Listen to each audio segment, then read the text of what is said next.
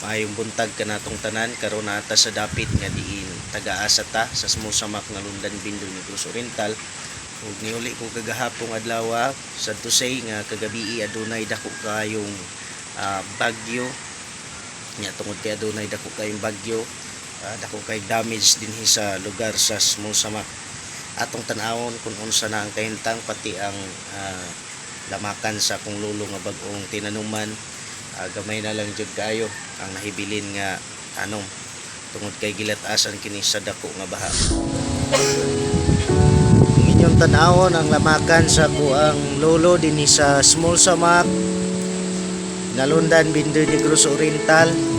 Mo ni damage, halos wala gyud nabilin sa tanom bag-ong tinanuman. Nya gool kayo kay ang nahibilin diri na lang napita og gamay na lamang kayo. So inyo makita nga naay mga balay usab nga bukan tungod sa bagyo kagahapon o inyo makita nga ang tubig naglatas sa lamakanan.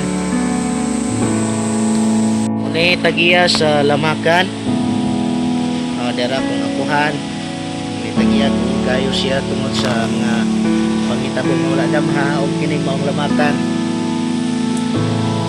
Pag yun hago kayo sila pagtrabaho nini, halos patay-patay ang ilang pagtrabaho muna sa ginawa niya ingon ani ang nahitabo.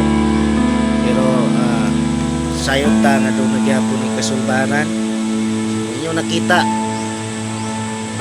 hapay gyud kayo ang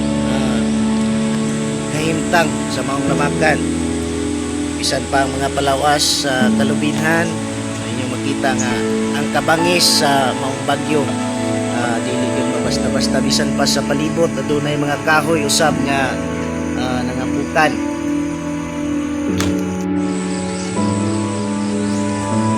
So mao ni ang balay sa akuang uyuan, anak sa akong lulo. So mao ni kahimtang sa iyahang balay karon nga ang atop nahimong ng lungpad.